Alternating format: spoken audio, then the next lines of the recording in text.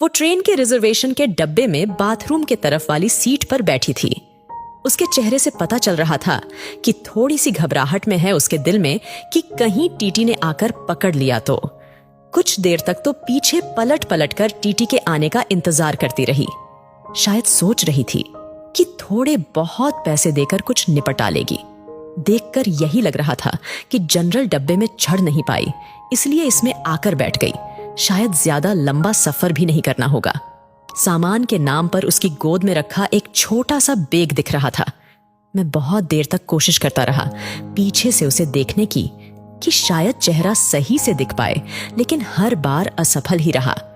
फिर थोड़ी देर बाद वो भी खिड़की पर हाथ टिकाकर सो गई और मैं भी वापस से अपनी किताब पढ़ने में लग गया। लगभग 1 घंटे के बाद टीटी आया और उसे हिलाकर उठाया। कहाँ जाना है बेटा?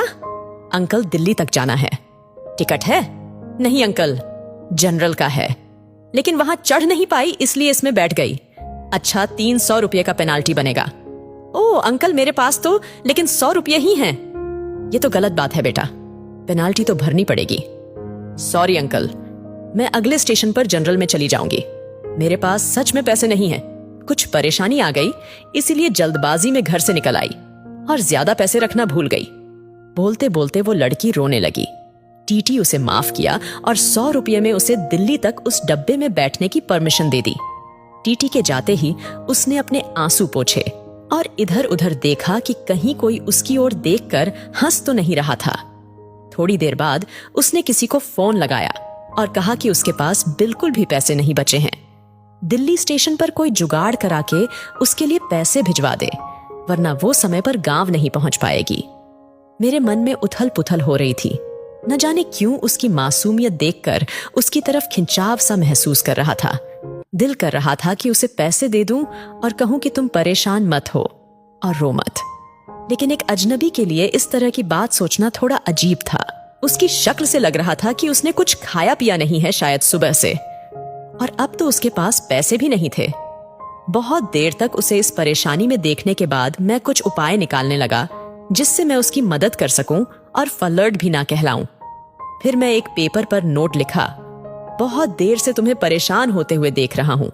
जानता हूं कि एक अजनबी हम उम्र लड़के का इस तरह तुम्हें नोट भेजना अजीब भी होगा और शायद तुम्हारी नजर में गलत भी, लेकिन तुम्हें इस तरह परेशान देखकर मुझे बेचैनी हो रही है, इसलिए यह 500 रुपये दे रहा हूं। तुम्हें कोई एहसान न लगे इसलिए मेरा एड्रेस भी लिख रहा हूं। जब तुम्हें सही लगे मेरे एड्रेस पर पैसे वापस भेज सकती हो। वैसे मैं नहीं चाहूंगा कि तुम वापस करो। अजनबी हमसफर। एक चाय वाले के हाथों उसे वो नोट देने को कहा और चाय वाले को मना किया कि उसे ना बताए कि वो नोट मैंने उसे भेजा है। नोट मिलते ही उसने 2-3 बार पीछे पलट कर देखा कि कोई उसकी तरफ देखता हुआ नजर आए तो उसे पता लग जाएगा कि किसने भेजा। लेकिन मैं तो नोट भेजने के बाद ही मुंह पर चादर डालकर लेट गया था। थोड़ी देर बाद चादर का कोना हटाकर देखा तो उसके चेहरे पर मुस्कुराहट महसूस की। लगा जैसे कई सालों से इस एक मुस्कुराहट का इंतजार था। उसकी आंखों की चमक ने मेरा दिल उसके हाथों में जाकर थमा दिया। फिर चादर का कोना हटाकर हर थोड़ी देर में उसे देखकर जैसे सांस ले रहा था मैं। पता ही नहीं चला कब आंख लग गई। जब आंख खुली तो वो वहां नहीं थी। ट्रेन दिल्ली स्टेशन पर ही रुकी थी और उस सीट पर एक छोटा सा नोट रखा था।